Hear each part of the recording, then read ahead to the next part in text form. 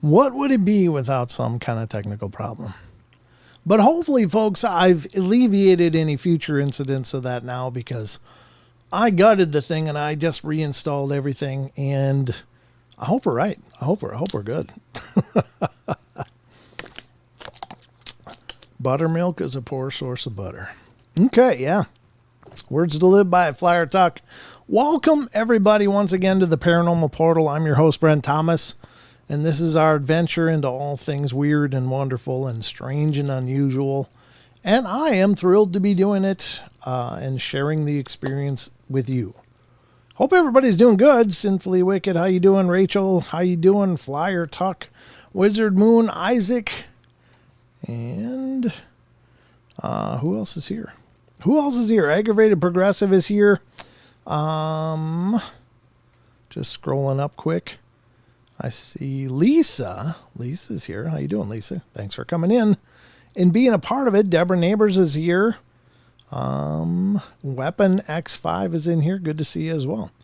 All right. So, yeah, once again, I had some technical difficulties. David Zeismer came in. Good to see you as well. And then over on Rumble, I got Justin Goodearth hanging out with me. And we'll see who else shows up. Eventually, people are going to show up. I know they will. Sinfully Wicked said I had to refresh. Well, I'm glad you refreshed and were able to find the show. I tell you what, I need to refresh. I need to refresh my gray matter. But let me close some links here because we don't need them anymore. Ooh, I better turn this off. There we go. But welcome to Wednesday's show. It is the Hump Day Extravaganza, of course. We are going to be doing the news, obviously. That's always how we start off the shows. And we're going to do so much more than that, because I got an article that we're going to get into tonight. I don't know, it's kind of interesting. Now, here's the thing. I'm not really a big, celebrity acknowledger. I think celebrities are fantastic for what they do. They bring stories to life. They pretend to be people in movies, and they may perform some wonderful songs or or other methods of entertainment. But they're entertainers, and perhaps, we are too here on YouTube and all these streaming platforms and podcasts. Maybe we're entertainers too, but I think it's I don't think anybody should listen to anybody else regarding what they believe and don't believe, but it's still kind of interesting. I gotta admit though, I think I'm older than I thought I was, because the list we're going to get into is from listverse.com, I think. And it has to do with celebrities who say that they've had alien contact or something of that matter. And I don't know. I guess, it's interesting if they've had it. But what I realized when I was looking at this list, I was just browsing through it quick, is like, I don't know half of these people. Who are these people? Some of them I know, but most of them I'm like, who the hell's that? So I just realized how far out of the loop I've become. And maybe it's just getting old. Like I'm not keeping my thumb on the, on the crux of the entertainment world. And that's okay, because I guess, in my advancing years, I'm learning that I don't really care what they think about much of anything.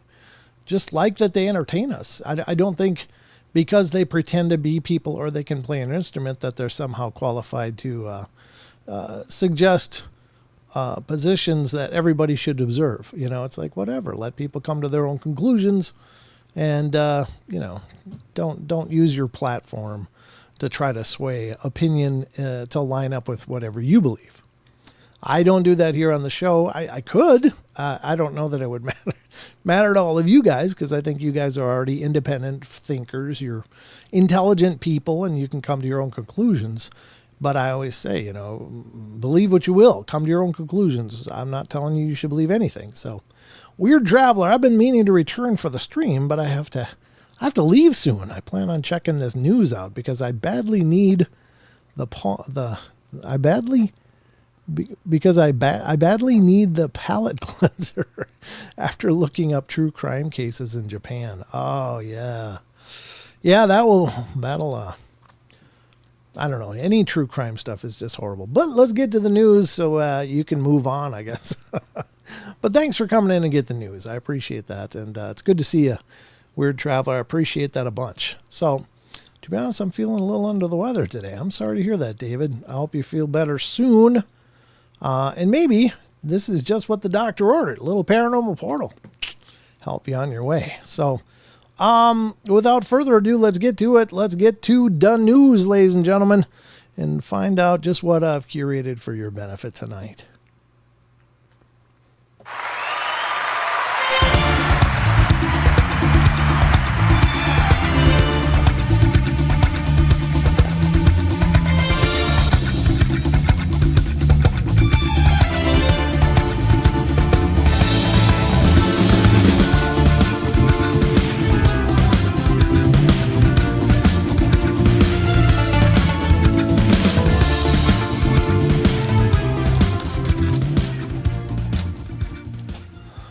Well, there we go, folks. We are now into the news desk. Welcome to the Paranormal Portal news desk, where we dive into all things paranormal and weird and wonderful. And oftentimes the news isn't paranormal at all, but I think it's interesting and fun. Love the music. Lisa says she loves the music. Yeah, it's kind of got a real 70s vibe to it. If you like the music, if you like that transition, to any of you new to the show, that was made by Wes Germer of Sasquatch Chronicles. He made it for me, and I've used it ever since. It's just pretty cool. He picked out the song, too, so if you like the song, be sure to stop over to Sasquatch Chronicles, and you can email him at wes@sasquatchchronicles.com and let him know you like the music. I will say Wes has a pretty eclectic taste in music, so the music is a real head bobber. Head nodder. Okay, yeah, there you go. Brown chicken, brown cow. You got it, David. Yeah, hit the like button. Thank you, Lisa. Way to represent. I appreciate that. All right, so this is the news desk. Again, it's not all paranormal. In fact, I'm not sure anything tonight is paranormal on what I've pulled up, but let's see what I got first here. Again, throughout the course of the shows, hey, Dog Digger came in over in Rumble. Good to see you. Thank you so much for stopping in, brother. All right, let's get to the news. The first one up is an article. Actually, it is Modern Mysteries, but this is kind of a tragic thing. I do want to say throughout the course of the show, we utilize a lot of different sites. And these sites are doing an amazing job. So please, please, please visit these sites. Whatever sites that I mention, in this case, it'll be unexplained-mysteries.com. All of these sites are doing exceptionally wonderful jobs, and I want to support them and keep them online. Keep them, continuing to churn out resources because they're amazing. These people are working incredibly hard and doing a hell of a job. And the very least we can do is just say, man, fantastic job. Give them traffic. Traffic equals revenue, which keeps the lights on. So, all right, the first article tonight on the show is coming from unexplained-mysteries.com, as I mentioned. And I don't know whoever thought this would be a good idea. I mean, it's kind of a Darwin thing. Y'all remember the Darwin Awards where it's like, yeah, look at how these stupid people died. This is kind of one of them, just based on the headline. Now, I haven't read it, so I don't know what we're dealing with here. But it looks like one of those things like, yeah, duh. But let's check it out, because the first article is a modern mystery, apparently. And it's from unexplained-mysteries.com.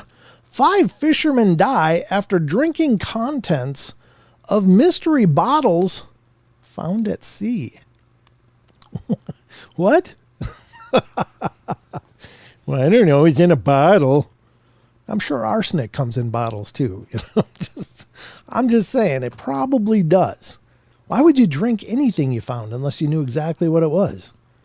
All right, the men had consumed the unidentified contents of some bottles found floating off the coast of Sri Lanka. According to reports, the fishermen, who had been part of a crew of 6 that had set sail from Tangali Fisheries Harbor back at the start of June on a trip spanning several days, came across a number of mysterious bottles in the sea around 320 nautical miles off the coast of Sri Lanka. Well, for reasons known only to themselves, the men not only started to drink the unidentified contents of the bottles, but had even distributed some of them to other fishing boats in the area as well. Oh my God. Before long, several of the men had become extremely ill, and 4 of them died very quickly. Well, the 5th later succumbed to the same fate a few days later.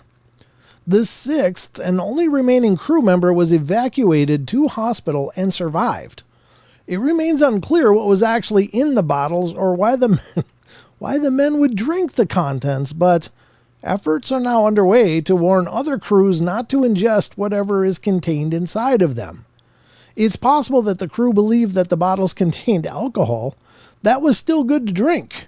Well, whatever the case, it goes without saying that drinking the contents of random bottles you happen to find floating in the ocean or elsewhere is never a good idea.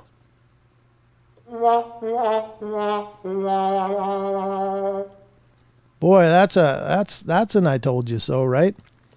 I mean, hey, look at this. Looks like wine. Let's have a drink. Oh, my God. Yeah, you kind of had that coming. I mean, you feel bad, of course, that somebody lost their lives. These people lost their lives, and that's horrible. But holy Christ, how do you get to that part where it's like, hey, we found these bottles of strange liquid. Okay, where's the glasses? Weird Traveler says, I have a novel in which an idiot drinks from centuries-old sunken wine bottles, and the idiot got sick from it. There you go. I mean, the words to live by, for sure. So there you go. That's the first story tonight. How in the hell is that a good idea? I don't know. It turns out it wasn't. So, kids, if you're out there listening, do not drink strange liquids. Ever. I mean, it could have been somebody's stool samples. It's like, it's time for my colon check. Here, let's put these bottles out to sea. They'll make it to the clinic. I don't know, folks. It's just so freaking weird. Anyway, let's not dwell on that one anymore. God. Just, hey, let's have a drink. Hey, toast. It's never a dull moment here on the Paranormal Portal. It was as dumb as I thought it was. I just read the headline and went, God, that's stupid. And sure enough, there you go. It was stupid. Turns out it was. All right, next one up, folks. Also from unexplained-mysteries.com. This one, I did not know that this had already happened. I knew that it was supposed to be happening or had, predicted to happen, but apparently it happened. What am I talking about? It has to do with the center of our Earth, believe it or not. Maybe we're on the fringe of a polar shift here. I don't know. We'll see what you guys think. I don't know enough about it, but here we go from unexplained-mysteries.com. Science and technology. The Earth's core is not only slowed down, but also reversed direction. Mm-hmm. Where is that? Where is it? Where is it? Where is it? Here? There it is. Yikes. Yikes. All right. Well, there you go. I guess the core not only slowed down, but it's now reversed direction. So I don't know what that means, but I know you keep hearing murmurings of these tectonic shifts and polar shifts and stuff like that. And I imagine the interior of the Earth changing directions probably, a concerning sign of that. But let's see what it says. This one's not too long. All right, it says, scientists have confirmed that the Earth's core has been behaving in a rather unexpected way.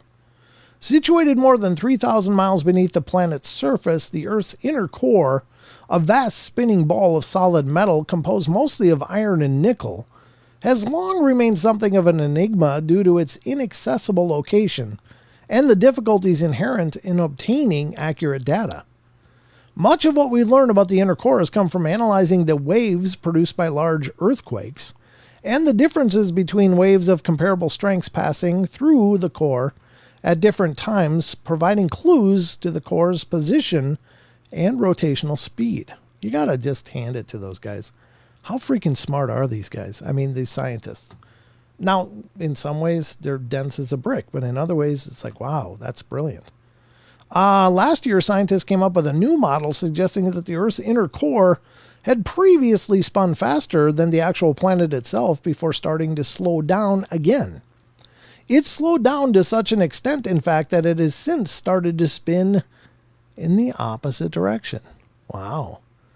You just can't fathom how does that happen.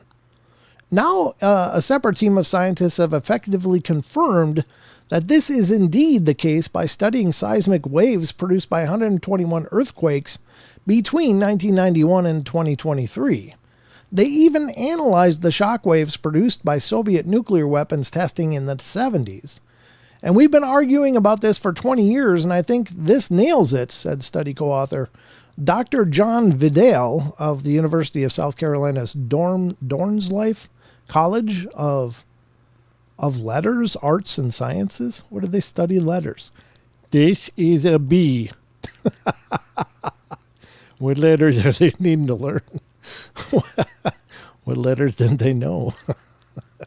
I don't know.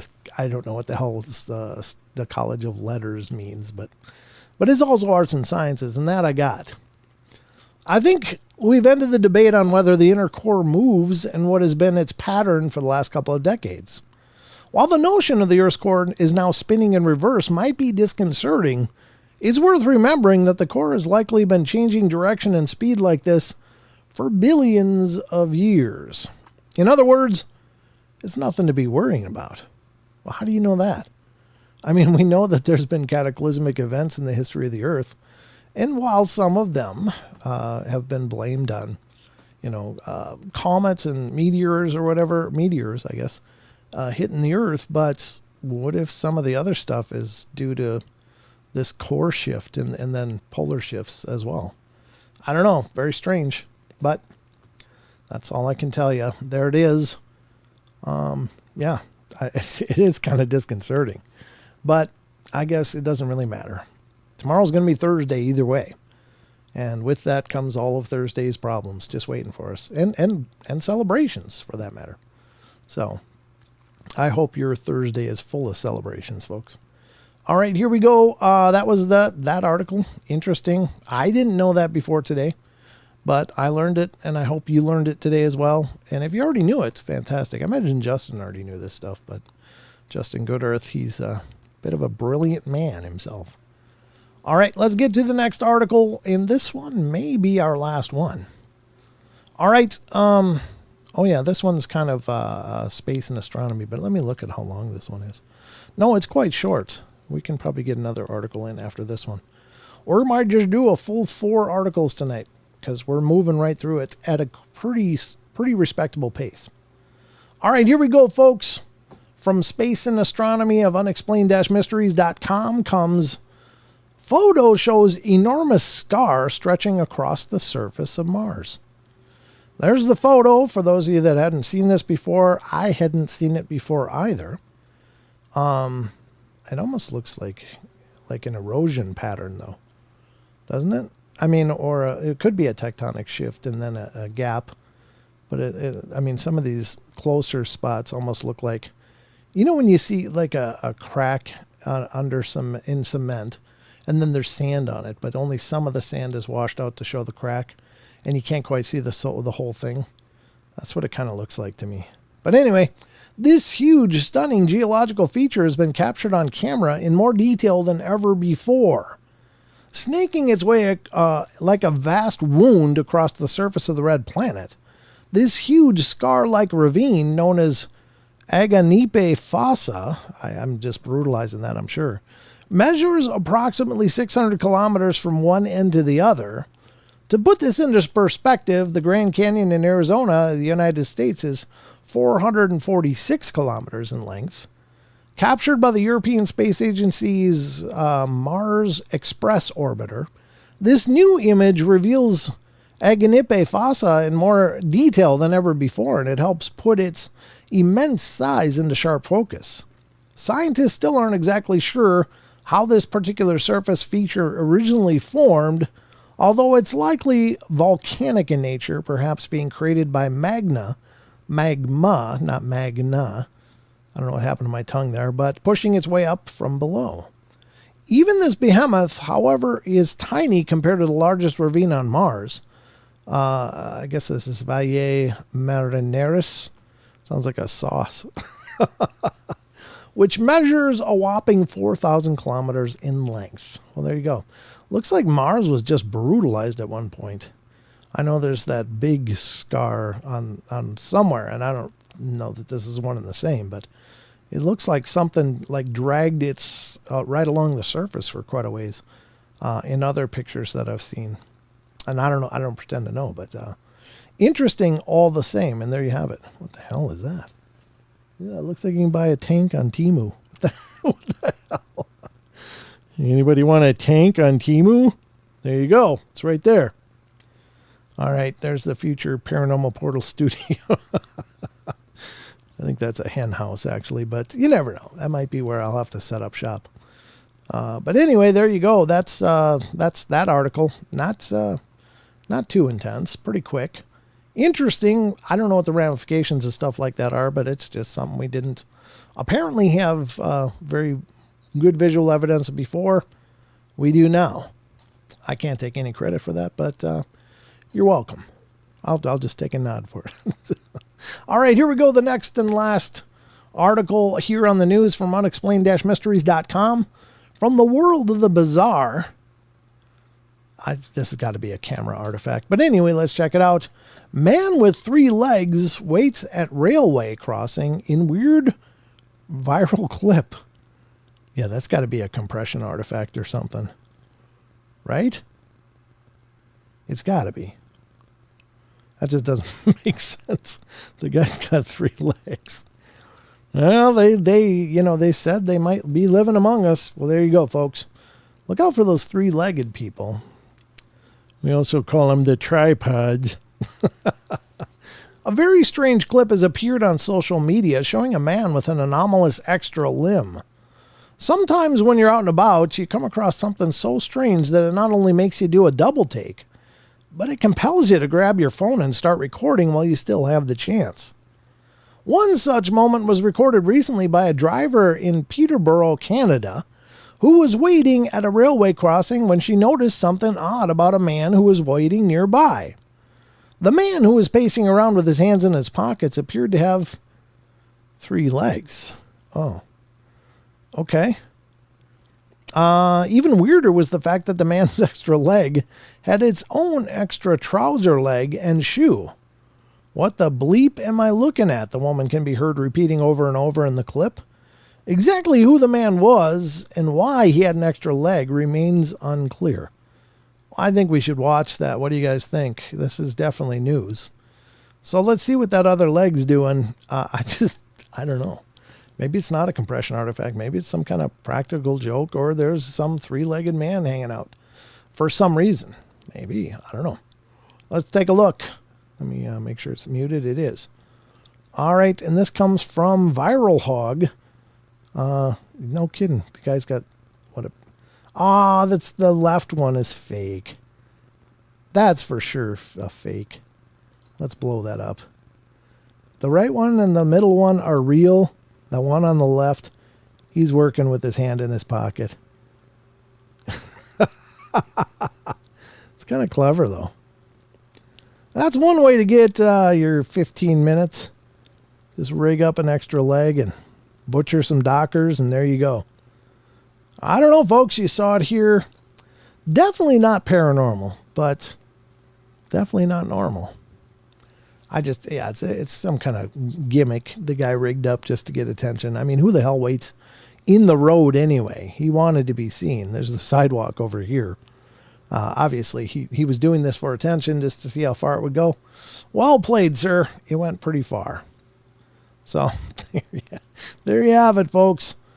Is it news? Well, hell, it's unusual, so it fits in on the portal. Might not be news anywhere else, but there you have it, or very little else. But there it is, folks. Hope you guys enjoyed the news. Let's get back to the rest of the show.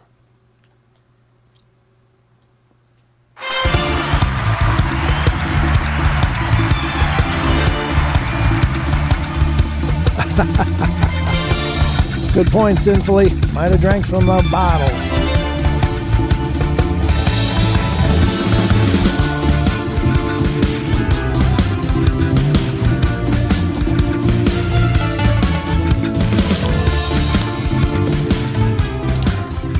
What's 15 seconds, Rachel?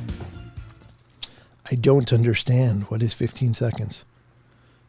All right. Well, thank you, Brent. This was an enjoyable palate cleanser, including our 3-legged friend and the ocean bottle drinkers. Yeah, I mean, you can't make this stuff up. People are just all kinds of unique. Yeah, there you go. 15 seconds of fame. Gotcha. All right. Sorry. I forgot my own words. Happens all the time. Ask Mrs. Portal. All right, here we go, folks. We're back at it. I promised you an article about some people who claim that they've witnessed UFOs or had alien contact. So, again, think of it what you will, is all I'm going to say. I don't know. I don't know if it's something or not, but again, I was shocked to find out that I didn't know most of these names on the list, or at least several of them. So I'm extraordinarily out of touch in terms of Celebrityville, which I kind of take pride in, to be honest with you. I get so tired of these famous people thinking that because they pretend to be somebody that they are spokespeople for the rest of us. And they're not. I'm not saying that they're all, clowns or anything, but those that, utilize their platforms to just, degrade and try to program popular opinion, I think it's kind of disgusting, personally. I think people should shape their own opinions based on what they know, what is near and dear to them, and these celebrities, whatever. But if these people saw some weird stuff, by God, I should know a little more about them. And we're all going to learn a little bit more about them because, again, this comes from listverse.com. This is an article that was written by Selme Angulo. I guess that's how you'd pronounce it. I'll put it up on screen. I'm probably brutalizing it, but here you go. 10 celebrities who have admitted to alien encounters. There you go.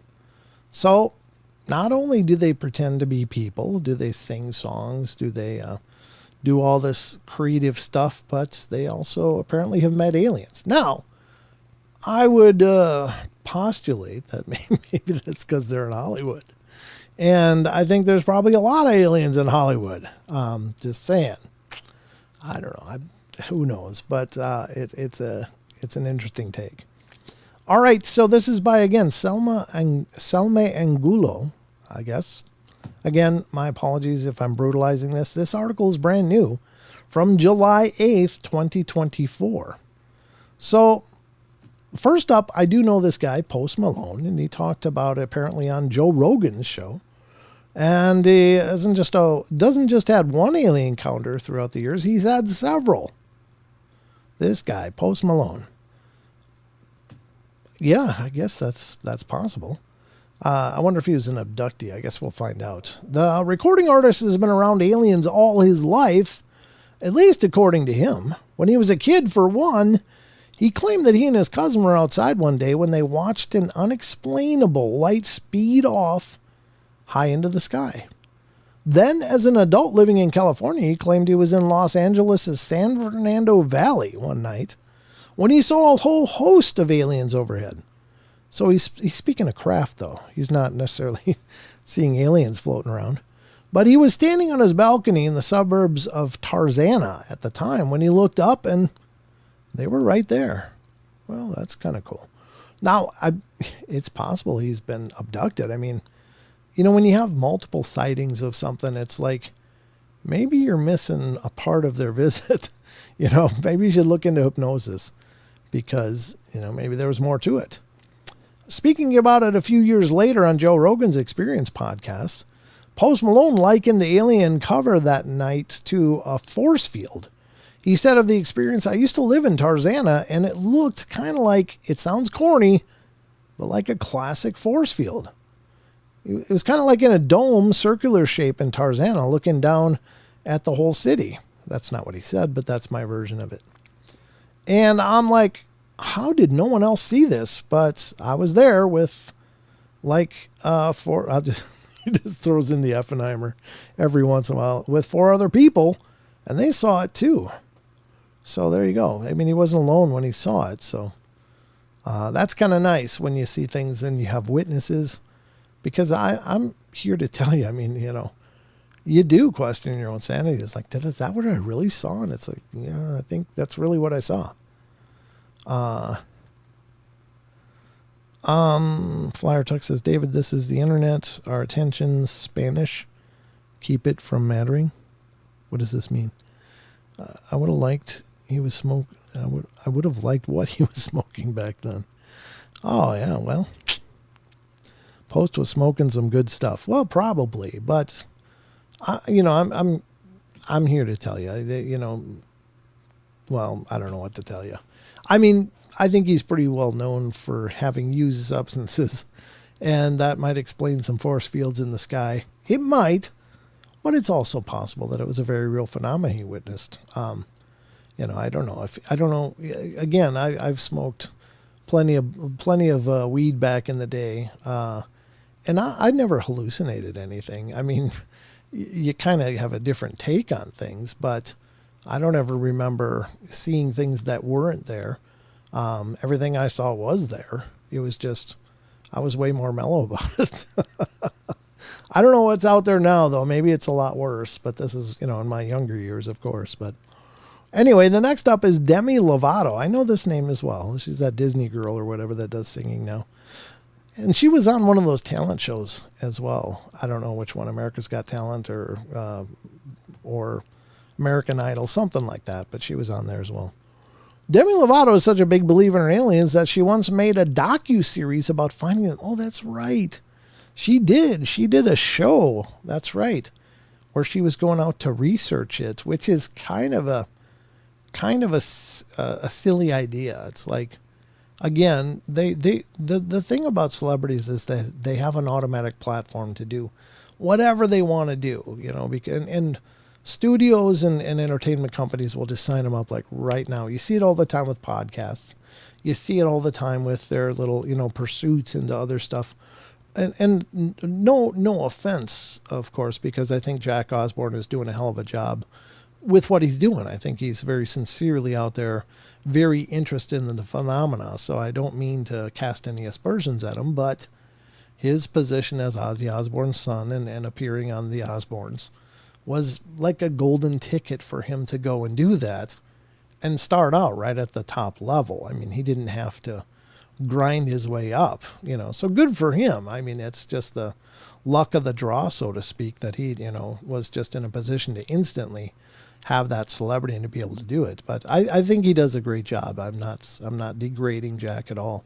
I've watched a few of his shows, and I think he's very conscientious and genuinely interested in the phenomena. So my hat's off to him, and he does a hell of a job. But a lot of the, like Demi Lovato, well, she might have seen aliens, but, oh, hey, I want to do a show where I go look for aliens. It's like rubber stamp, here's the checkbook, go ahead, And it's a fantastic opportunity for them, but it can be it can be tough for for a Joe Average, like anybody starting up a show and trying to gain traction and gain a platform and to gain interest. And then to gain the interest of a studio maybe someday if that's where you want to go with what you're doing. So it's double tough grinding it from nothing. But these people already start with, having a fan base. So of course studios and entertainment companies are going to go, yeah, go do it. Because it's automatically almost a guaranteed break even or better. I mean, it's not necessarily going to go huge, but automatically the fans are going to tune in. I don't know. It's kind of interesting. So, let's see. Okay. So she's even copped to having some of her own personal experiences with the extraterrestrial world. And while we might be a little skeptical about Demi's stories, she certainly is adamant about them. Take, for example, what she said to Kelly Clarkson about the time that 3 aliens were in her room watching her sleep. They do that, though. I mean, what she's saying, even though it sounds like, really, why not? Why not her? I mean, it's possible. Again, as the author is stating, it's like, well, it might be hard to believe. There are plenty of claims of people, that have these aliens show up when they're sleeping watching them. And so, is it impossible that a celebrity would have the same experience? No, not at all. But it does kind of strain credibility. I think that's right. I don't know. I have an aneurysm here or something. But, they can still have those experiences just because they have a status of celebrity, doesn't exclude them from having these potentially very real experiences. It just seems in a lot of cases like, oh, really? That happened to you too, huh? Of course. Well, yeah. So, and maybe in some ways those kind of claims are harder to believe because it's like, oh, you're an international pop star. You've been on Disney and, oh, you had aliens too. Okay. And it just kind of spider webs from there. But I don't know. I wasn't there. So maybe that's a very real thing.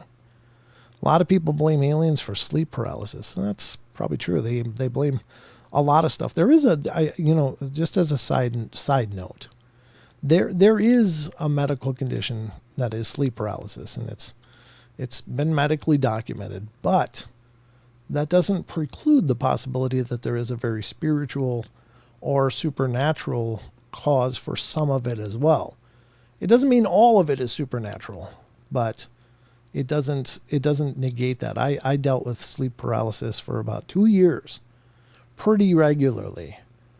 And it was really horrifying at first because it's like being trapped in your own body. Like you can't move and there's nothing you can do. And you just feel something's there watching you. And maybe that's the definition of clinical sleep paralysis. But I'm here to tell you, I felt like someone was there in my doorway, keeping me there. But I learned how to break it. And after that, after I learned how to break it, it never happened again. So That was very weird. I blamed aliens for me floating through closed windows. Yeah, that's probably a good bet. I mean, I would if it ever happened, which it hasn't. Well, that's good, Rachel. I hope it doesn't. Hey, Paradox, good to see you. Good to see you. But anyway, let's keep going on. So I woke up in my room and there were 3 beings, Lovato told American Idol alum on her daytime talk show. And they were like, do you want to see your planet? And I was like, hell yeah, let's go. So I was whooshed out of my room and was hovering over the planet. And then all of a sudden they're like, you want to see our planet? And I was like, hell yeah. And then I whooshed to this like pink and purple planet that I've never seen. I don't think anybody's ever seen that planet, Demi. And well, okay then. Do you believe that? Well, okay. So could she have them watching or sleeping? Sure. Did they want to invite her over for cookies? I don't know. That's an atypical experience for sure that she's talking about. Could it be true? Maybe. I mean, there are positive abduction experiences. And it wasn't like she was really abducted. She just kind of sounds like she voluntarily was like, hell yeah, let's go. It does sound pretty sketchy to me, but you know, is it impossible? Hell, I don't know. I'm not really prone to probably believe it, but take your headphones off 3 times. Just realize you aren't actually awake. When you do come to, can't move. Oh, yeah. Yikes. All right, next up is Nick Jonas. I did know this one too. So these are the top ones I've known, or the first 3 anyway. So this is one of the Jonas brothers, again, you know. Another platform, I guess Disney or Nickelodeon. I'm not sure what the hell the Jonas Brothers were, but yeah, anyway. Unlike Demi Lovato, Nick Jonas was very much not a believer in aliens. When he was growing up, he felt like aliens were a bunch of crap. But that all changed when he was just 14 years old, hanging out in his backyard one night with his friends. That evening, Nick realized he was seeing something that looked like a UFO. His friends thought it was crap and when he pointed it out, and they kept denying what he was seeing, but Nick persisted, and the experience made him a true believer. What about his friends? No? Did they still not believe? Appearing on Seth Meyers' late night show years later, Nick explained himself. I'm on board with believing in the existence of aliens. When I was 14, maybe. Where the hell did my mouse go? I can't find my mouse. There it is. When I was maybe, I was in my backyard playing basketball with some friends, and I looked up in the sky, and there were these 3 flying saucers. Everyone was like, it's a movie set. And I was convinced it was real. And I looked it up online, and there were 3 identical sightings in other states. So I'm a firm believer in aliens. Again, these are not necessarily alien encounters, as the title suggests, but they did see UFOs, UAPs, whatever the hell you want to call them. I knew this one too. This is Miley Cyrus. Look at her eyes. Doesn't she look just bizarre? She's this really intense look. I don't know. I can't imagine what it's like to grow up in that world that they grew up in, because how could you possibly stay grounded as a human being, just being in that artificial construct? I just can't imagine. And God only knows what else they experienced behind closed doors. But anyway, that's pretty strange. So like all the other celebs on this list, Miley Cyrus is quite an alien enthusiast, perhaps second only to Demi Lovato in terms of how much she loves extraterrestrials. The Wrecking Ball has been... they call her the Wrecking Ball. I don't think that's what the song was about, but okay. I came in like a wrecking ball. Well, maybe it kind of was, but it's kind of like how she's gone through life. No offense. I mean, God, I hope things go well for her, but she sure had some trials. She's been surprisingly vocal about her UFO experiences, most notably when she was on tour and driving through rural California with a friend when a UFO high in the sky supposedly chased the duo down in their car. Speaking to Interview magazine about the experience, she said, "The best way to describe it is a flying snowplow. It had this big plow in the front of it, and it was glowing yellow. I did see it flying, and my friend saw it too. There were a couple other cars on the road, and they also stopped to look, so I think what I saw is real.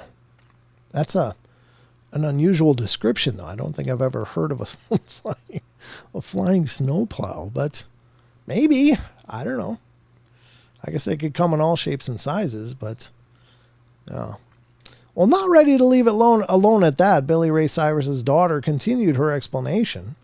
I was shaken for like 5 days. It really screwed me up. I couldn't really look at the sky the same, and I thought they might come back. I didn't feel threatened at all, actually, but I did see a being sitting in the front of the flying object. He was plowing. It looked at me, and we made eye contact, and I think that's what really shook me, looking into the eyes of something that I couldn't quite wrap my head around. Creepy, right? But it's also kind of cool, to be honest. Yeah, I think it's interesting. Again, not an alien encounter. Well, I guess they had eye contact. I just wonder how big was this thing if she saw something sitting driving it. Was it about the size of the car, or was it something else? I don't know. Very strange. Maybe it was a fan. Maybe extraterrestrials can be fans as well. If they live here, maybe they go stalking celebrities. Come on, kids, let's get in the plow and go see if we can find some celebs out there. I don't know. Go get in the plow. I mean, what do they call it? Maybe they call it the plow. This one I know too, Fran Drescher. There's coming up a bunch that I had no idea who they are. Not only did Fran Drescher reportedly have an experience with aliens early in her life, but it supposedly led her to marry her now former husband, Peter Mark. According to the Nanny sitcom star, she and Peter had the exact alien experience before they'd even met each other. And once they realized that they had a connection together, well, love was simply meant to be afterwards, at least for a while. It's a Hollywood marriage after all. They don't usually have a real good chance of lasting. Forget Cupid, a matchmaker, or a nosy grandmother trying to set you up in a relationship. According to Fran, love comes down to finding an alien to match two people. Speaking about her alien experience years later to the Huffington Post, I think it's called HuffPost now, Drescher said, it's funny because Peter and I both saw aliens before we knew each other, doing the same thing, driving on the road with our dads. We were both in junior high, and a few years later we met, and we realized we had the same experience. And I think that somehow we were programmed to meet. We both have this scar, the exact same scar, on the exact same spot. You were tagged. Truly, it was meant to be. It's a shame the couple divorced after 21 years of marriage.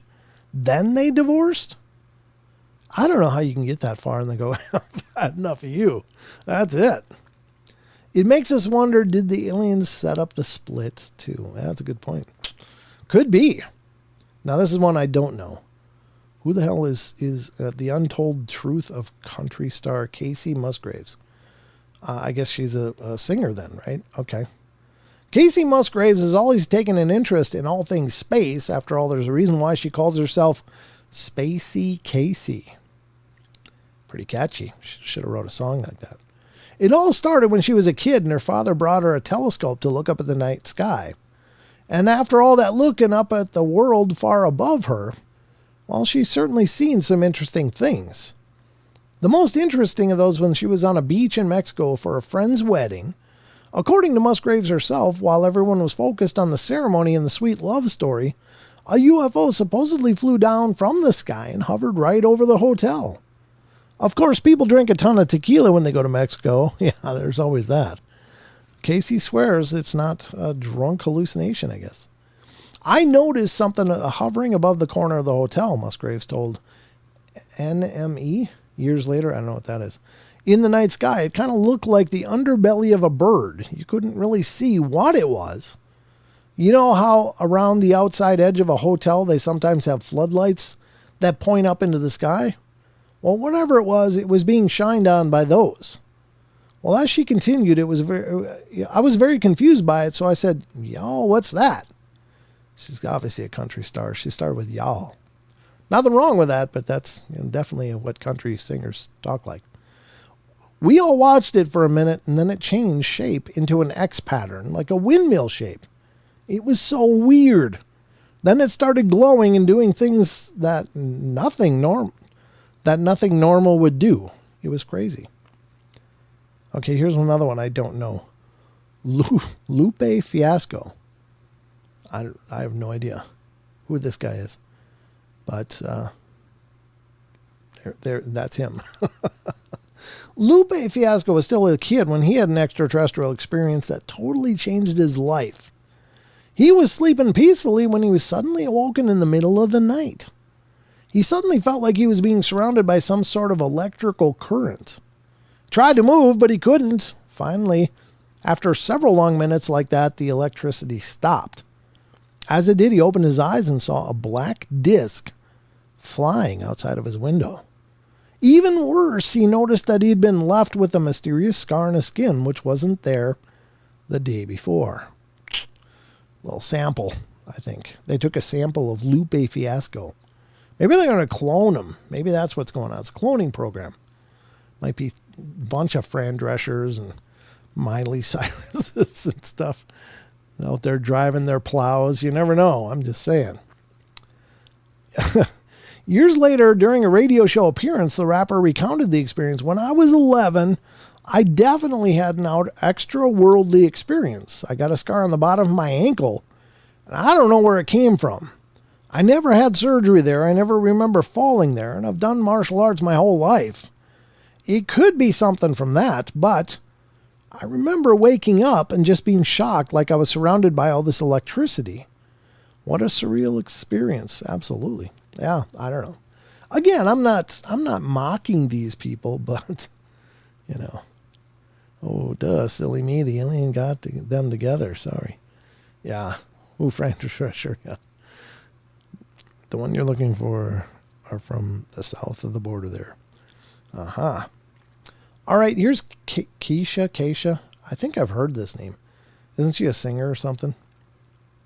All right, well, she was camping with a boyfriend. There's the videos here too on this article, and I'll put the link in the chats, and you guys can see these people talking about these things themselves. Maybe you guys know more of these celebrities than I do, but I think Keisha, I don't know, is so much a believer in alien life somewhere out there in the universe that it inspired her to produce an entire album. So she's a musician. Okay. Her 2017 album, Rainbow came about because of her alien experience. It even has a song called Spaceship, so she's clearly not kidding about it. But the alien encounter she claims to have had in Joshua Tree National Park in California really has her talking. She was out in the rural desert wilderness camping one day when she looked up randomly, saw a bunch of UFOs hovering above her in the sky. I look up in the sky and there's a bunch of spaceships, Keisha recounted, during an appearance on the Zach Sang show. I'm not sure who that is. I just don't watch enough media, I guess. I swear to God, they were like 5 to 7, and I don't know why. I didn't try to take a picture of it. I just looked at it. I was sitting on a rock, and I was like, what in the hell is that? I was trying to figure it out, and then they went away. And then they came back, and I was like, those are freaking aliens. I don't think she said freaking, but we're going to go with that. They were spaceships. Maybe, or she was hiding something, maybe. It's hard to say. Here's one I know. This is Tom DeLonge. Tom DeLonge. Yeah. Blink 182, Tom DeLonge, and To the Stars Academy, which I still think is the dumbest freaking name of any UFO group in the world. It sounds like a talent show. It just sounds. I used to love Star Search. Let's call it To the Stars Academy. I don't know. The name irritates me. Now I know Luis Elizondo has been working with them through I guess all of this, but the reason I'm not a real big fan of this is because they had some metamaterials. And I don't know anything about Tom DeLonge or whatever, but they had some metamaterials that were allegedly from UFOs from extraterrestrials that were recovered by several different researchers, one of whom was Linda Moulton Howe. And they were kind of shopping a lab to work with to really dive into what these materials were and to really dig into whether they were terrestrial or extraterrestrial or, how they were made, etc. And so he was apparently shopping all these labs, and I was thinking, well, that's kind of hopeful because maybe they'll figure out some new forms of metallurgy or, something like that, and it'll really help to maybe teach us something about, how these things are constructed. Well, he finally decided on a partnership for that, and the one you get, and maybe most of you know, but the group they decided to partner with was the U.S. Army.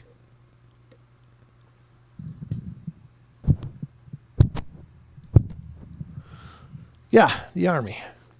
It's like, oh yeah, nobody's going to benefit from that anytime soon, because it'll just be the latest and greatest hull of a ship or a aircraft or something, which is fine. Keeping our military safe is important, but what could it mean for our vehicles or what other ways could these things benefit us? Maybe more sterile equipments for surgeries that are not prone to harboring bacteria or viruses and stuff. I don't know. It would, Elaine. If you got enough freckles, it would look like a tan. I don't know how you get more, but that's just the case of it. There definitely looks like tan skin. All right, well, let's see what this segment of Tom DeLonge's great and colorful history is. And I don't know. I'm just really critical of that. Why the Army? Why the Army?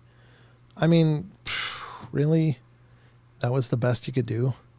Had an opportunity to open it up for the world, and he ended up partnering with the Army.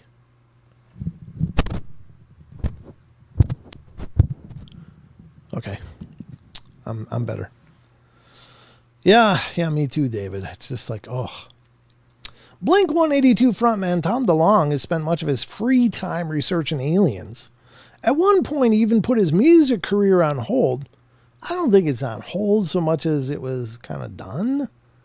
I mean, there is a shelf life to musicians unless you're Elvis. There's just a very few, or the Rolling Stones, or someone like that, where it's like you can just ride it forever and be okay. But I think it was just kind of done.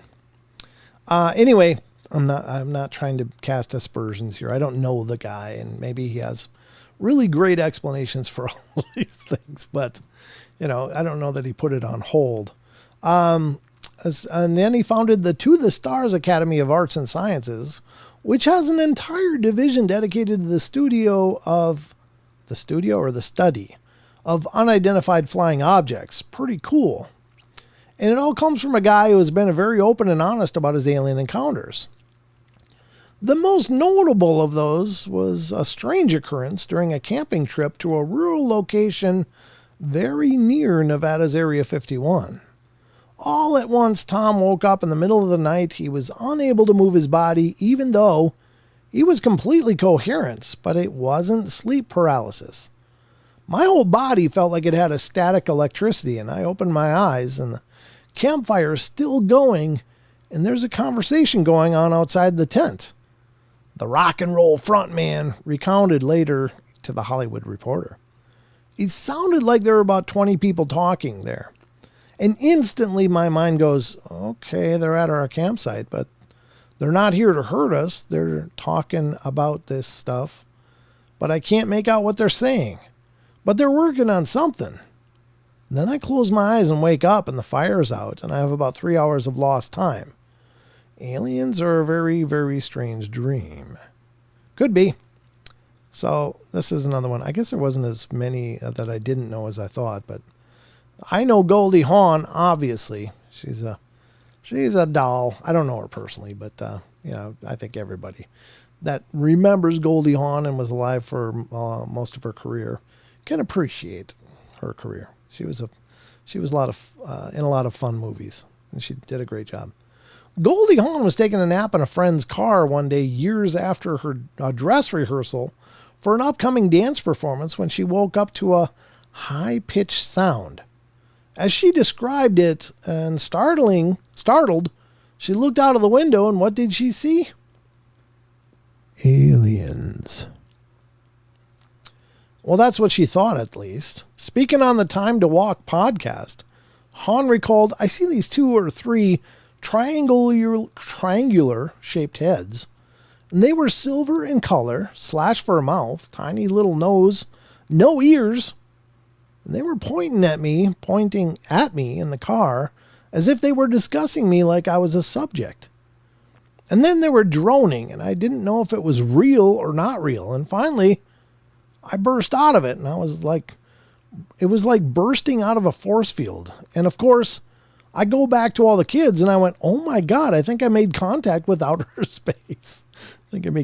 I contacted all of space. Crazy, right? In the years after all that happened, Goldie decided to start investigating her experience. She eventually got into contact with astrophysicists who interviewed her about what happened, and she started to recall more moments from that memorable event. She called it the most benevolent, loving feeling she's ever experienced, leaving her filled with light throughout. In the end, she admitted on the podcast that she'll almost certainly never know exactly what happened. However, she kind of likes it that way, with the mystery taking hold more than any cold and hard facts. We like that attitude. I guess we do. So there you go. I'm going to put the link in the chat so you guys can check it out for yourself. See the actual interview portions of these, the clips that they hosted on the article. I think that's pretty cool. And then you can hear it in their own words. I mean, again, I'm being a little cheeky with this, but could they have really had these experiences? Sure. Nothing that any of them described as unusual other than Demi Lovato's. Like they just showed up. Let's wait till she wakes up. Oh, she's up. Hey, want to see your planet? Okay, yeah, okay. Hey, you want to see ours? Okay, good. Like a bunch of groupies. Maybe they can be groupies. I don't know. But there you go. That's the article. That's the link. If you guys want to check it out, there you go. And I don't know Demi Lovato again. So, I mean, I shouldn't be quite so flippant about what she experienced. But Jared says, she's insane. Demi no bueno. Well, yeah, she could be. I mean, I don't know. I imagine, again, growing up in that kind of circus, you probably can't emerge really incredibly well grounded because you've been surrounded by nothing but fake your whole life. So it doesn't surprise me that some of these lifelong celebrities are just emotional basket cases, and it's by no fault of their own. It's just that they've been subjected to these lifetimes of artificial. I mean, they don't really, I mean, I'm sure everybody has problems and they have plenty of their own problems, but when you've got people just surrounding you and feeding you garbage all the time, not necessarily like food, but just emotional. Oh no, you are so beautiful. Oh my God, you're so wonderful.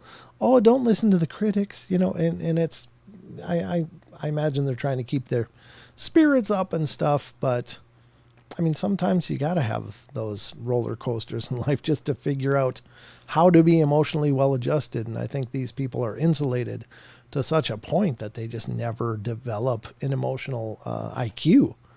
And so they become these maladjusted adults that just are lost, And it's really tragic. And again, it's no fault of their own. It's just they were put in the machine way too early, and probably by overzealous parents in some cases, like, my daughter's going to be a star.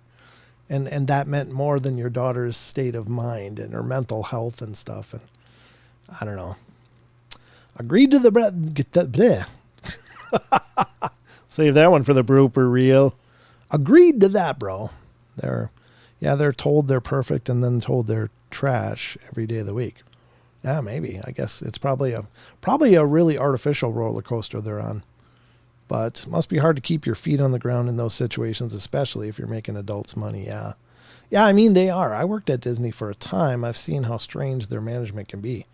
Yeah, no doubt. I have no doubt about that again, it's just such an artificial world. And, more power to those people that can make a living and live really well. But I guess with any kind of celebrity too, you give up any chance of a normal life just because anywhere you go, there's just going to be people hounding you. Like, I don't know what I would do if I every time I went outside, there was somebody with a camera trying to get a picture of me mowing my lawn or something stupid. It's like, oh my God, just go the hell away. So I imagine they probably snap. You got the talent. Well, I just don't, I don't apparently have the agent, Jaron. So untie your tongue before you speak, Brent. I'm trying. I tell you what, I'm just kind of blah, blah, blah tonight. I don't know what it is today. I feel a little sleepy, a little less energetic today than normal, but I do feel very charged up doing the shows. I really enjoy doing these shows with you guys. So anyway, I hope you enjoyed that article. It's just kind of a different look at some, maybe recognizable names and faces that you don't have to be a normal person to have these experiences. Even these abnormal celebrity types have them. I don't know how many of them are legitimate and real because, again, they live their life in a strange world and maybe they don't see things the way we do. I don't know. Again, just me being an idiot. So that's what you get on the portal here.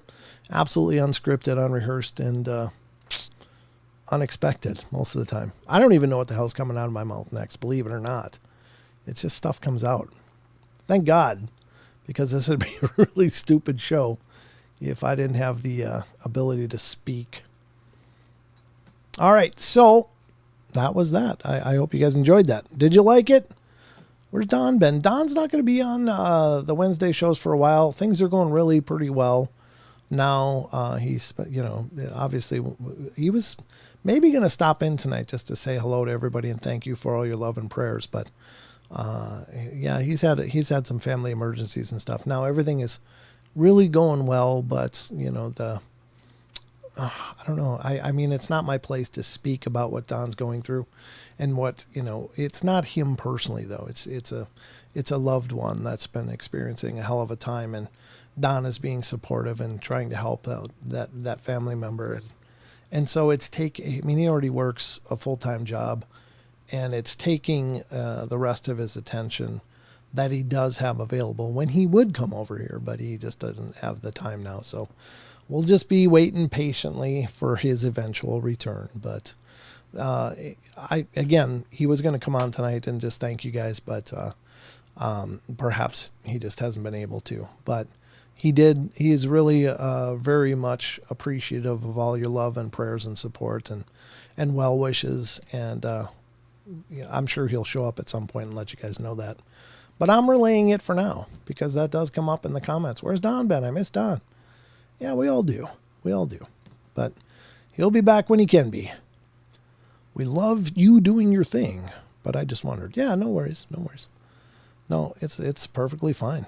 I enjoy when Don is here and when Sheldon is here. And looking at maybe this Saturday, we're going to have a guest with us here on the live show.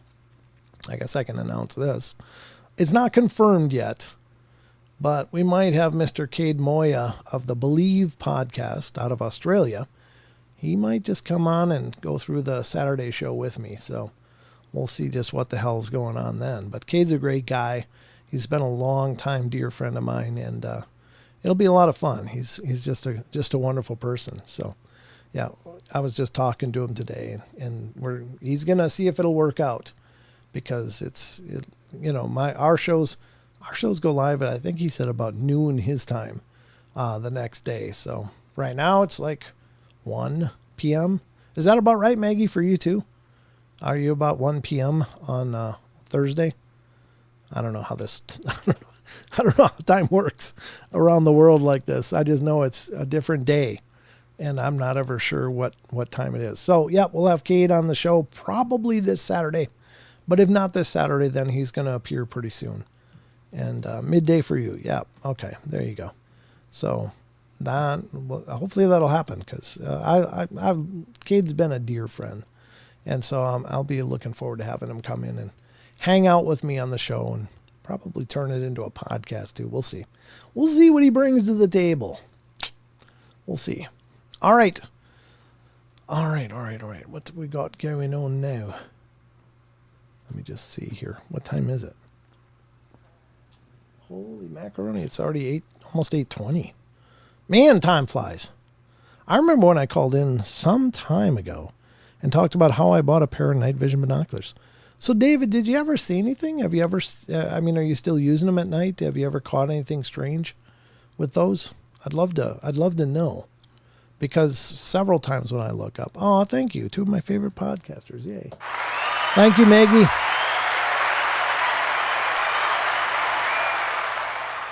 Yeah, let me know, David, if you've caught some strange things on your night vision binoculars.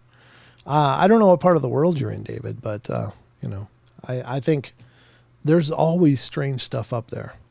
And, some of the night vision scopes are meant for close viewing. They're not really able to focus real well on the night sky. But, no, I haven't yet. I have not really had the chance to take them out yet. Well, when you do, even if you can just go out for 20 minutes on a dark night, clear skies, and just look around, it's just incredible. But I hope you do see something. I firmly believe if anybody spent any time doing it, they would see a lot of this strangeness, because I think they do hide a lot of the times. I think they reveal themselves when they choose to, but I was just talking to whom?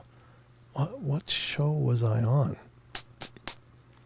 Oh, I was on Awake Nation with David Zublick's show last Tuesday morning. I go on there every 2 weeks at 8 a.m. Pacific Standard Time, and it's mostly featured on Rumble. So if you want to check it out, you'll have to probably go to rumble.com and look for David Zublick, Zublick, and it's his channel. But very nice guy. I've been doing this for a while, but we're talking about UFOs, and I was also talking about the subject of the latest podcast, which was my interview with author Ron Felber. And he's the one that wrote The Unwelcome, The Curious Case of Clara Fowler. He appeared on another podcast a couple months ago with me and talked about that book, which is about, it was actually recommended to him by William Peter Blatty, the author of The Exorcist. It was one of the cases he researched when he was writing the Exorcist book. And Ron Felber got to know him, and William Peter Blatty said, you should check out this case. The case took place in about the 1890s. And it had to do with this Clara Fowler, who was raised in apparently a satanic family, or at least most probably, and she was dealing with a possession. And fantastically fascinating story. It's available now. Unwelcome, The Curious Case of Clara Fowler. But he also wrote a book called The Mojave Incident. And in the course of and that book was about an alien abduction in the 90s by a couple of people in America who were abducted, and some pretty incredible stuff. Now, the interesting thing is the similarities between demonic possession and alien abduction. In many ways, the phenomena is actually very interchangeable. Like, if you didn't get the key points of it, you wouldn't know if you were hearing about an abduction or a demonic possession. Very, very similar, but very well researched cases on both points that were incredibly well researched by professionals, psychologists, hypnotists, scientific reference. And it's pretty surprising. So I was talking about that on the Awake Nation appearance this last Tuesday morning, and one of the things came up. One of the co-hosts on there, she was asking, well, have you ever heard cases where they're just the UFO is there, and then boom, it's not? And I was like, yes, there's tons of stories like that, and everybody assumes that they took off at such great speed that they couldn't be observed. Now, if you're not familiar with my personal experience seeing a UFO, about 12 years ago, somewhere there, about 12 or 13 years ago, excuse me, hairball. I was looking through night vision binoculars at the stars up in the mountains near here, and was just playing around looking at the constellations, because I was just like, well, I've never had a chance to really play with night vision, but I'd heard that most of the stars in our universe are red stars and you can't see them with your naked eye. So I wanted to see what that looked like. And again, and I say this every time I talk about this, if you ever get the chance, look at the night sky through night vision, and you will see millions of new stars. You won't recognize constellations anymore. You can't tell where the Big Dipper is, and all of the other Ursa Major, Minor, et cetera, et cetera. You won't recognize it because there are so many more lights in the sky in night vision. And I was blown away. I was like, oh my God. And it's crazy when you look at the shapes that some of these star clusters make. They almost look geometric. It's really incredible. But I was just panning around, and then I got to the top of this pine tree, and I went up about 30 feet, and there's a flying saucer sitting there. It's about 100 yards away from me, roughly, and it's just sitting there hovering silently above this tree. And I'm like, oh my God. I'd been looking my whole life, never seen anything. I was believed, but now I saw it, and it was like, poof, they were there. Oh my God. It's definitely a real phenomenon. I'm not just a believer, I'm a knower. I see it. And I was like, I got to see this with my own eyes. So I just held my eyes in that same position, lowered the binoculars. There's the tree silhouette. There's the stars in the sky. But there's no UFO giving off flashing lights. Like, oh my God, it must have taken off. And I raised the binoculars again. It's still sitting there. I couldn't see it. I couldn't see it with my eyes. I needed this tool to observe it sitting there. So they can cloak, they can hide. They can make themselves invisible to the light spectrum that our eyes perceive. And I was like, oh my God. And I was really, really blown away. So I don't think that these craft are taking off at really quick speed like people are. I know that they can fly exceptionally fast. At a blink of an eye, it can go boom, boom, boom, whatever. They could take off, but I think in a lot of times they're probably just hitting the switch, and then they can't be observed. They're invisible. Suddenly that light just is passing right around them. So I'll have to try that when I'm outside of the city limits. Yeah, it will help with you're outside of the light pollution of a city. Absolutely. Aliens are here. You're right, Stuart. Absolutely. So, I recommend anybody that gets a chance, look. Now, the first thing I did when I got back from that trip here, I lived in Minnesota at the time. First thing I did when I got home was go on Amazon and find that exact pair and ordered them. And then I went out and looked at the sky many, many times. And I've seen a lot of other things. Nothing that dramatic ever again. But I've seen a lot of things in the atmosphere that I'm like, that is not a satellite. Things moving and crisscrossing patterns of these things, like where they're almost hitting each other. And then they'll like turn and make right angles and all kinds of things. It's like, oh man, there's a lot of this going on up there. So I just recommend anybody that can to do it, because I'm sure if you spend any kind of time looking, you're going to see things that we're not supposed to see. I think Chucky said to sing a song in your head or something.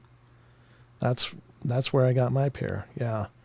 Yeah, amen, David. I really firmly believe it. In fact, I still want to go out and do it. I just end up working here at the desk until I'm drop dead tired, and then I just go to sleep. But I gotta sometime this summer just go out and lay out and rig it so I can record. I've caught a recording of a few things. One of them I used to use on the brakes. That was really exceptional. So I saw one that blinked out right in front of me. Luckily, I wasn't alone. I think you called in about that, didn't you, Elaine, back in the day? I think you did. I remember you sharing a UFO experience when you called in once. Was that the experience? To shield your thoughts and behave like you hadn't noticed anything.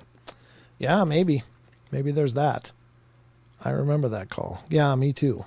That was fantastic. Those are the times that I really missed the phone lines because it was really fun. I forget how much I paid for them. Well, I'm here to tell you, I just looked a week or so ago because I had an old email asking me, what did you use?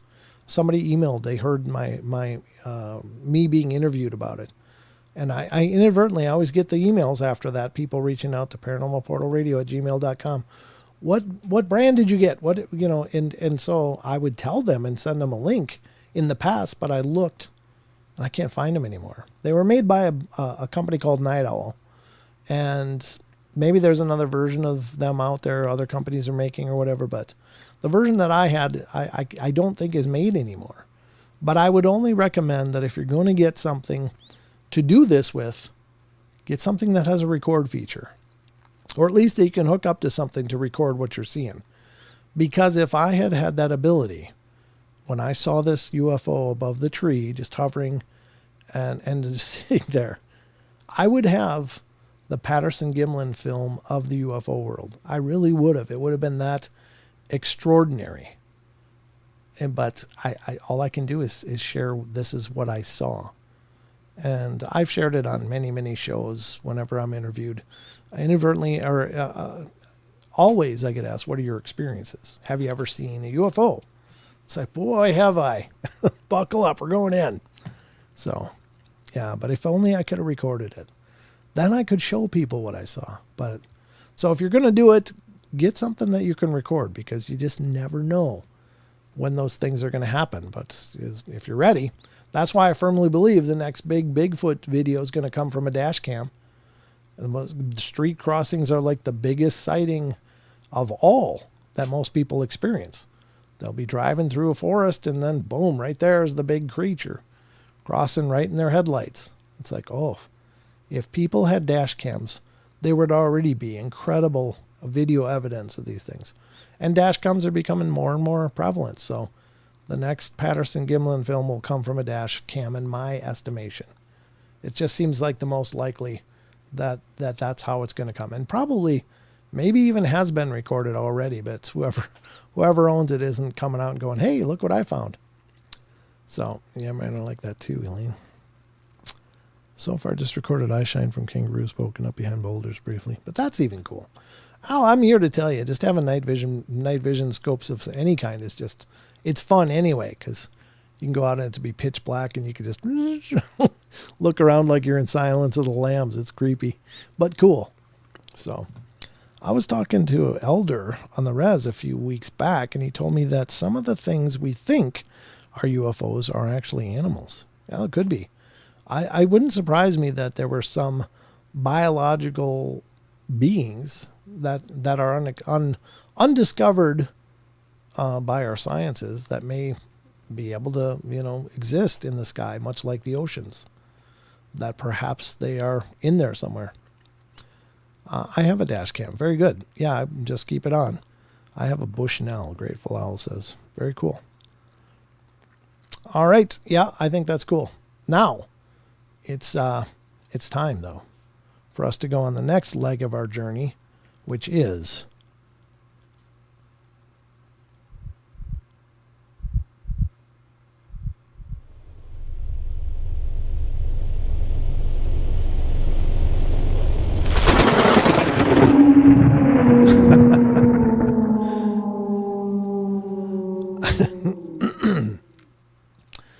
the reason I'm laughing is because I got a comment on a YouTube video, or either that was Rumble, one of the two, but somebody said, oh my God, when you're going into the cryptid stuff, that intro scared the hell out of me. Somebody was just surprised by that thunder snap or the lightning crack and the howl. They said, oh my God, it scared the hell out of me. Wasn't the exact words they used, but it was pretty funny. I had to laugh. I remember you said I will take mine in October when the whales are coming past. Oh, very cool. That'd be great. Yeah. Yeah, that would be an awesome t-shirt. You're right. I'll have to talk to Grumpy Owl about that. Cryptid Corner.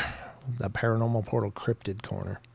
That was very cool. That was made by Grumpy Owl or whichever owl. Oh, Grateful Owl now. But yeah, Grateful Owl. The comment was that scared the hell out of somebody. That's hilarious. They were all relaxed listening to the show, and then They said it just scared the hell out of them. Yes, vote for the shirt. Well, is that okay with you, Grateful Owl, if I make the Cryptid Corner shirt? If that's okay with you, I will do it. I have to get permission because I'm not the creator. If we can get I can get a screenshot of that, put it on a shirt. I'm doing mind alchemy, so it's going to change. Ooh. Okay. Okay. Gotcha. For sure. Okay. Very good. Thank you. That's so sweet. All right. Let's go to the cryptids. We're going to start out at Sasquatch Chronicles, of course, ladies and gentlemen. This is Wes's site, obviously. And if you're into the Bigfoot cryptid world, you got to check out Sasquatch Chronicles. I'll make it so it's on screen a little better there, not blocked by my floating head. And we're going to get into it. The D-hole shirt. Yeah, but there's such an inside joke, you know. I mean, people got to be pretty familiar with the show to know the D-hole.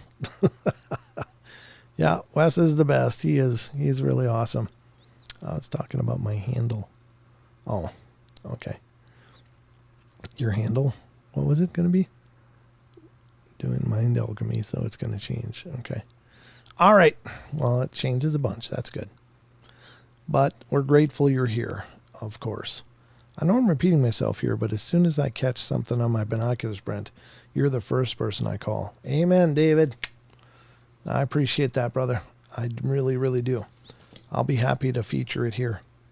Stop being a D-hole.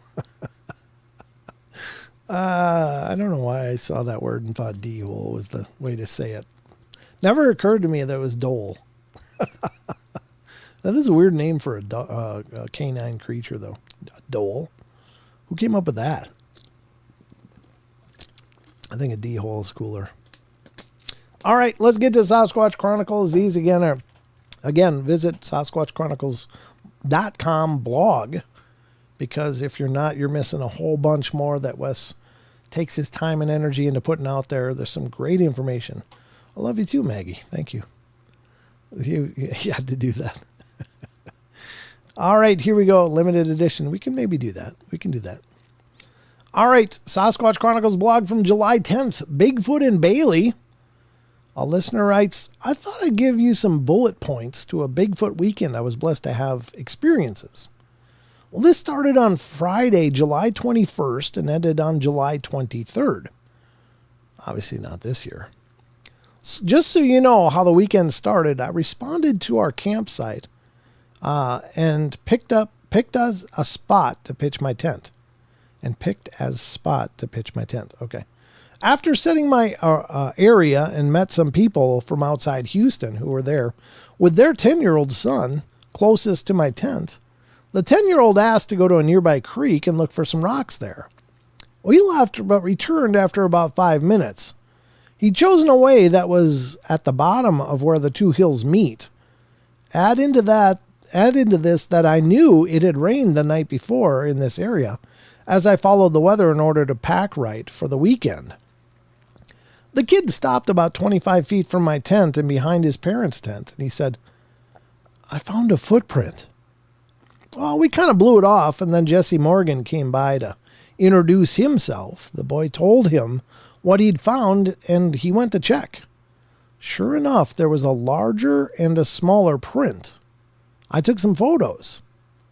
I attached the smaller one first, and the second is a track that was plastered. And that is the fourth photo. I found another track about 30 yards away from the other two, and it was 15 and a half inches. The plaster cast measures 17 and a half inches. Part of the foot did not get plastered as it was on a slight slope. And that is what was found on my first 20 minutes after setting up my tent. Here are the bullet points for the rest of the weekend. I believe in chronological order. Number 1, night hike with small tree breaks and a head. It says unit. The ghost radar says unit. Okay. All right. Well, I don't know what is that a unit of measurement? Yeah, it's inches. Inches. 15 and a half inches. 17 and a half inches was the entire cast. Night hike with the small tree breaks and a head seen by Ellen McGargle, through Therm. After that, heard some light chatter by a stream. One person in my group saw a shadow running bent over near the ridge. Second day, we did a recon, a mountain that we had bushwhacked up into. No trail, and found these quartz rock circles set up in the ground. Not sure who did that. Number 2, we found many trees twisted and broken at about the 6-foot level. Wow. We had a 15-inch track almost near the top with a small one next to it. 4, the mountain was completely quiet. So I wonder if that means no crickets, no bugs, no birds, just dead quiet. Second night, number 1, we went back to mountain and bushwhacked up at about 10 p.m. except for our start by the road, the woods were silent. Number 2, we ascended, myself and 6 other guys, to the top, where I separated from the group and they eventually settled down and were quiet. I then heard something moving around my perimeter, and I started at around my 9 o'clock. It started at around my 9 o'clock and stopped at my 2 o'clock. It stopped and was dead silent. I then moved my position and it did roughly the same thing again. It stopped. Number 3, it stayed silent for about 5 minutes or so. And then we all heard the howl from down in the valley. Number 4, it stayed quiet for some time and we decided to head down, getting lost in the process. And this was around midnight. Number 5, as we were walking, 2 guys heard something pacing us. Number 6, one guy saw green eye shine. That's unusual, green eye shine. I don't know if that's Bigfoot or what. I don't know. Number 7, we stopped to get our bearing, and one guy pulled his thermal scope out and saw one. He handed it to me, and I clearly saw a head. Number 8, we started back down, and I heard something in what was like a conversational tone right in front of me in a thicket say something like, "You," which was just so close to me. It sounded like a 12-year-old male. My wife and I did head back to the same mountain in late September, and she found a small trackway, like a bonehead. I did not photograph those. Well, that was it, but there are details to fill in. It sounds like they had quite a bit going on. So it sounds like they went there to research. Is that Bailey, Colorado then, I guess? Again, Bailey, Colorado is really kind of a hot spot for Bigfoot, though. There's a lot of stuff coming out of there. Very cool. Very, very cool. So that's the first one up tonight on the Cryptid Corner. Let's go to the next one, and this is, again, Sasquatch Chronicles blog, July 10th, Strange Lights in the Trees. So these are orbs. Now, is this a cryptid? I don't know. I've heard some strange things about these orbs, sometimes morphing into other little beings. Other times they seem to be prevalent around Bigfoot areas. Are they one and the same? I don't know. But it is interesting. A listener writes, "Here is a video I took of red orbs seen while we were camped." I never saw any pictures in that last one. I was expecting pictures, but there weren't any. "Here's a video I took of red orbs seen while we were camped about a mile from the Ohio River in Concordia, Kentucky. This is a property owned by a friend that has a house built before the Civil War. The house is still in pretty good shape, but we camped in the yard. We'd been camping there once before, and our friends that we were camping with who own the property were talking about seeing Bigfoot there. After dark, around 10 p.m. or so, our friend let out a Bigfoot call, and within 2 to 3 minutes, he received an answer. We were camped near the house on a hill, and there's a creek that runs through the property. The answering howl sounded like it came from the creek, maybe a football field or 2 away. We all got really scared and wondered if we should stay there, but some of us stayed up to keep watch all night and never heard anything else the rest of the time. The second time we went with them was a few months later in the springtime. We didn't hear any Bigfoot howls that night, although our friend did his Bigfoot call again. What we did see is the attached video of these red orbs that appeared above the trees near where we were camping. Thank God I had my phone in the hand. We never knew what the orbs were and could only guess that it was something of a paranormal nature that maybe answered the howls instead. Well, let's check it out. This is from Sasquatch Chronicles YouTube page, Red Light in the Trees. Oh my God, where's it at? Right there. Over there, over the trees. Come back, peekaboo, come on, she'll peekaboo. She'll gone. peekaboo, come on, baby. Wow. That's a pretty good capture. Let's look at that again. Oh my God, where's it at? Right there. Over there, over the trees. Come back, peekaboo, come on, she'll peekaboo. She'll gone. peekaboo, come on, baby. Wow. Now, we don't know anything about the land, so we don't know if it might have ducked behind the tree line, or is there something else to that? I don't know. But it does look like it just winked out, so it's very interesting. I don't have the answers, folks, but I find it very interesting. What happens if you if you yell, go on, get you overgrown buffoon, grow on, get you overgrown buffoon, and then say, I'm going to play the worst song to make you miserable, and then play She's Out of My Life by Michael Jackson? Yeah, I don't know if that would probably piss something off. Probably people we were with more than anything. Is the dog called Peekaboo? I don't know. I don't know what the Peekaboo thing was, if they were trying to talk to the orb, like, oh, come on, play Peekaboo. I don't know. I have no idea what the Peekaboo part was. You think it would scare the Bigfoot? Yeah, you think it might. Bear and Coonbo from back in their Bigfoot Outlaw days together talked about Led Zeppelin being a song that some songs by Led Zeppelin were apparently pissing Bigfoot off in one of their research ventures. I don't know what it is about Led Zeppelin they didn't like, but you know, if you go out and play some Whole Lot of Love or something like that, maybe that's a good way to drum up some pissed off Sasquatch. I don't know. Or boogers, as they say. But yeah, that's a story from the ages right there. What did SoCal say? What did SoCal say? I didn't see what he said before. Sasquatch has several different color eyes reported, glowing red and not glowing as though the lights give off lights instead of reflecting. I read a lot of red glowing eyes, though. Yeah, I've heard red a lot and gold, but the green was different. So I don't know. The green was what took me by surprise, but I hear red and gold, and I've heard legendary tales. If you see the red eyes, that's a bad thing, but if you see the gold one, those are the good ones. I don't know.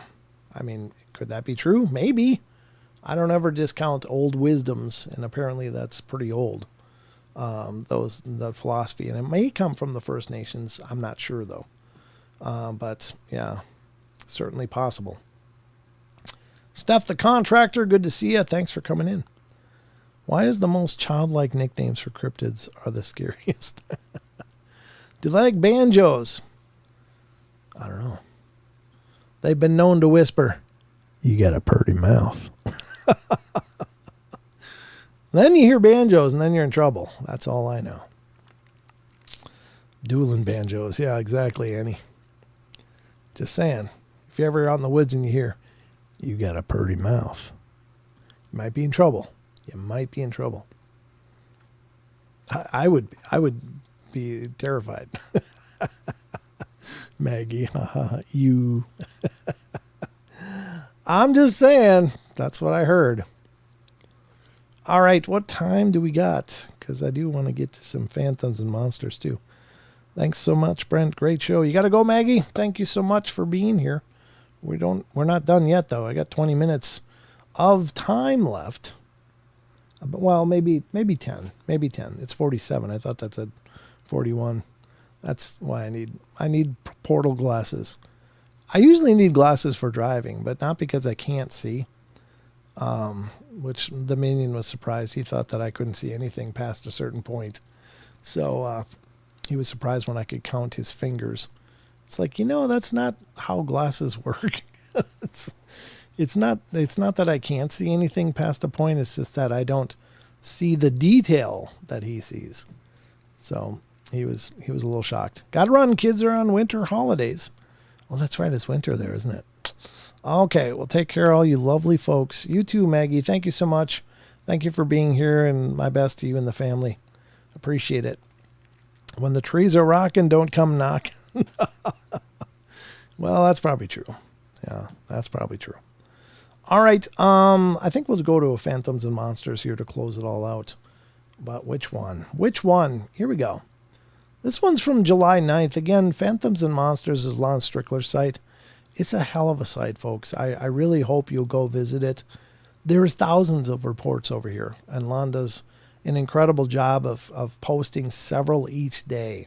So you'll never run out of stuff to explore on Phantoms and Monsters. Lon is really incredible at it and is always keeping it current every day. Like literally, if he takes a day off, it's for some really big reason, because that guy is just a machine. But it's an amazing site. It's really been a pillar in the paranormal, supernatural, Fortean communities forever. And there's just so much there. So I hope you guys will go support Lon and phantomsandmonsters.com. You'll find lots of information over there as well. They do research into several cryptid phenomena, Mothman, Bigfoot, Dogman, etc., with his research partners around the nation. And you can find information about all of Lon's published works and his Phantoms and Monsters Radio, which is his podcast. And he does live streams on YouTube as well, so you can check those out. I know many of you have gone over there and checked it out, and I appreciate you guys doing that, because Lon's been at this a long time, and I mean, he's just one of those key figures in the community. So help support what he's doing. All right, so from phantomsandmonsters.com comes from July 9th, which is yesterday, upright wolf-like cryptid seen in East Cheyenne, Wyoming. I thought this was interesting because, of course, Wyoming isn't real far away from where I am. I mean, it's a state away, a state or two away, but, still, if they're there, they can be here. All right, a high school boy was driving at night in East Cheyenne, Wyoming, when he encountered an upright wolf-like cryptid that quickly ran off into the dark. Again, dash cams. Dash cams are going to be the key. As they become real common, I really think there's going to be tons of sightings and video evidence to support that, which I think is huge. I don't think that that's the answer to establishing the proof, but it's another piece in the puzzle, and every little piece helps to try to understand this phenomena and to help substantiate this phenomena, because people are seeing and experiencing something. And while some people just discount that outright, it's a bunch of hooey, whatever. I think most people are at least open to the idea that there's things out there we don't understand. So Lon says, I came across the following account. And this occurred in 1992 when I was in my senior year of high school. I was cruising around at night in a small area where people used to go four-wheeling. Though it's now a developed area, this is in East Cheyenne, between an area known as Sun Valley and Lincoln Valley Auto Salvage.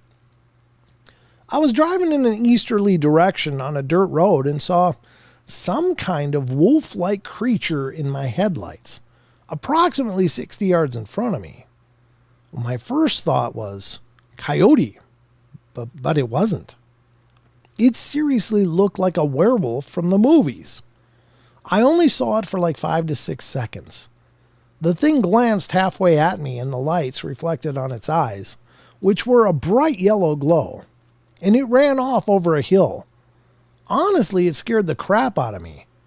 I rolled up both windows, locked my doors, and started turning my truck to see if I could catch it on the headlights again. I didn't see it again, and I wasn't about to go out any further. Like I said, I was scared, but curious. Well, I ended up turning around to the nearest neighborhood by a couple of street lamps, unlocked my door, bailed out, and immediately scrambled to the ground to look under my truck. Much like bailing off your bed as a kid, leaping halfway across the room and jumping down to look under the bed just to prove there's nothing really there. I still laugh about it. I had to look crazy to anyone in that neighborhood who saw me. So to best describe what I saw was like a standing wolf. But it was like a movie werewolf. If it had stood up completely straight, it would have been about 6 feet tall. It wasn't completely covered with hair, if any at all. And I remember it had a dog-like face with cheek tufts and shorter pointy ears, as well as a snout like a dog. Its arms were like an orangutan. Its hind legs were shorter than humans. Like I said, like a movie werewolf, except it wasn't all that huge in the shoulders and neck like you see in most of the films. And there's no further comment from Lon, but makes you wonder if it wasn't some form of skinwalker, since it wasn't enormous. Not all, even Dogman reports that 6 foot variety is the most common, 6 to 7 feet. But there is sightings of huge ones, like 9, 10 feet, that are out there. It's just, perhaps they're juvenile. And it's been postulated, I think, when Vic Cundiff was on, he talked about how he thinks that most of the sightings are these young ones, because the older ones just stay away. The older, mature ones just don't come out when people are around, or they don't make themselves known when people are around. But the young ones are like, probably like teenager kids, it's like, ooh, let's see about this, When I was growing up, we had this thing called Corn Night. I don't know if any of you are familiar with it, but it's the night before Halloween. And the reason it's called Corn Night is you take dried corn from the fields in a bucket and then run around the neighborhood of houses and throw this dried corn on their siding. And it makes a hell of a racket on aluminum siding, but it is fun because dogs bark and people come out and look, oh, you kids, get out of my house, quit. But it was just kind of a rite of passage. Now, I don't know if there's still Corn Night or some other version. I know in Detroit they had something called Devil's Night, and that was where people started fires, which is horrifying. But we just lobbed corn and stuff at houses just to be annoying, but not to really cause any damage. Sometimes there are some teachers, they get their houses toilet papered and stuff, but I was never a part of any of that because I lived out in the country. So, Teen Wolf if it was small. Yeah, exactly. But great story. And that's phantomsandmonsters.com. There's a ton of stories over there like this. So if you enjoyed that story and others, you can certainly find more. And you can help support what Lon's doing. Again, your traffic equals revenue for him and his site to keep the lights on. So, I just really like what Lon's doing. So you can see on the right-hand margin, the dates where, there's 311 reports from 2010, 2011, 528, 2012, 488. I mean, this is just incredible body of accounts and stuff. So then he breaks it down by months, and there's even breaking it down by the type of activity. So it's really, really an incredible resource. So head over there and check it out. You won't be disappointed. He's got 44 for July already. I mean, that's just how Lon rolls. He's a machine, I'm telling you. But check out Phantoms and Monsters Radio as well to get more of what Lon is doing, because there's so much more. I mean, he does a show, and even he can't cover all of the things on a show that he covers. It's just incredible. But great stuff. So there you have it, folks. I think it's been a good journey. I hope you guys enjoyed yourself. One other thing before we go tonight. I just want to point this out. This is an upcoming conference that I'm going to be at. And if you're at all in the area of Pocatello, Idaho, I hope you'll be there. I'm supposedly going to have a table there and can meet you if you can make it. But that is the Bigfoot Rendezvous 2024 happening July 26th and 27th in Pocatello, Idaho. And tickets are on sale now. If you want more information, you can go to SasquatchPrints.com or call 208-251-2005, and you can ask questions that way. But it's going to be at 1800 Garrett Way, Pocatello, Idaho. That's where it's going to be. So I hope you guys some of you guys can make it. That'd be great to meet you. Oh, there you got Brent. Other show ended. That was really fun. Nancy Nimoy, good interview. What other show? There is no other show, Grandizer. I don't know what propaganda you're spouting on my chat. There is only the portal. So, but yeah, very cool. I prefer the good Googway conference. Very scary. I don't know of any Googway conferences. If there is one, I've never heard of it, but could be. I remember when I was in high school, I TP'd a teacher's place. There you go. See, it's not just legendary. Yes, Phenomicon will be coming up in September. Jaron will be there, and his brother Roman, and I will be there. Don should be there, and Sheldon's going to make the journey as far as I know. So that'll be in Vernal, Utah, September 4th through the 7th. So I hope you guys will join us there too. That's a little more south, maybe a little more centrally located for more of you to get to. It's a much bigger conference as well. It's 4 days, so it's a lot of things going on there. But we'll be there as well, and try to see as many people as we can. Really surprised more content creators don't follow other channels. I follow a bunch of other channels, Grandizer. It's just I don't have the time to watch all of their live streams though. But I follow a ton of channels. I think there's a lot of people doing some great stuff out there. I try to support as many as I can, and I don't ever put down other shows. I'm just giving you a hard time. But anyway, yeah. I don't think most content creators are that cutthroat, to be honest with you. I mean, there's some infighting going on there all the time, but I don't get involved in any of that. It's just, I don't know. I'm just here doing my thing. Hope people find it and like it. If not, God bless you. It's not a personal thing. And I certainly, I just as a side note, back when Carrie Arnold was doing a Bigfoot Odyssey with Daniela, Carrie, I do Friday shows as well, and Carrie would start his Friday show at 6 p.m. Pacific time, and then go till about 8 p.m.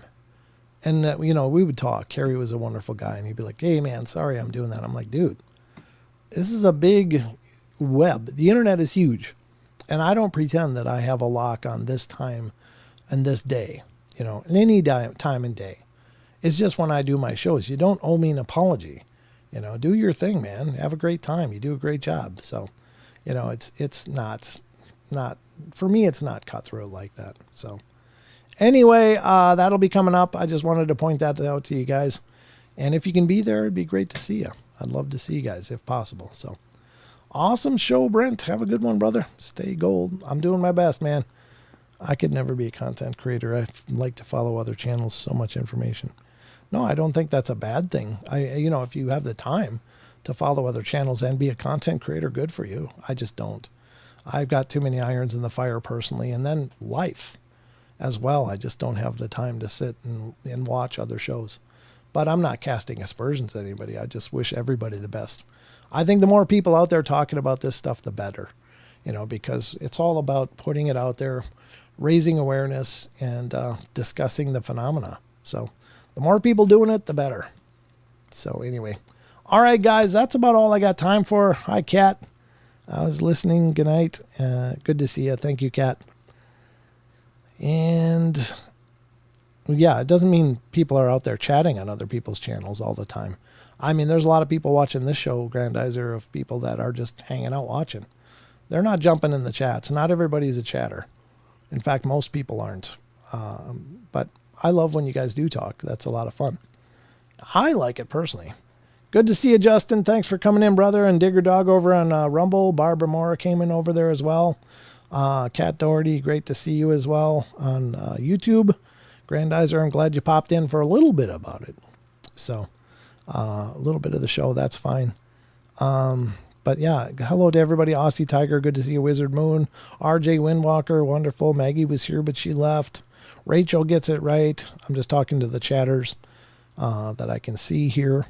And those I said hello to at the beginning of the show, obviously, as well. But David Zeismer, thanks, brother. SoCal Squatcher, great to see you, man. Jaron, good to have you here. Jaron Daniels and his brother Roman, the hosts of Supernatural Station podcast. So good to see you, Jaron. Awesome as always. So I'm just looking up quick to see if there's anyone else to give a shout out to before we're done. Steph the Contractor again. Yeah, there's a lot of strange encounters in Vadawoo, west of Cheyenne. I'll bet. I think there's strange encounters everywhere, to be honest with you. But there does seem to be every area, every state has their hotspots for sure. Elaine, good to see you. Wizard Moon, again, great to see you guys. And I guess that's about all we have time for shout outs. But thank you all for being here always. Remember, there will be another live show Friday night with Sheldon, and then Saturday night, if all goes well, I'll be joined by Mr. Cade Moya, host of Australia's Believe podcast, will be here with me, and we'll go through the show on Saturday.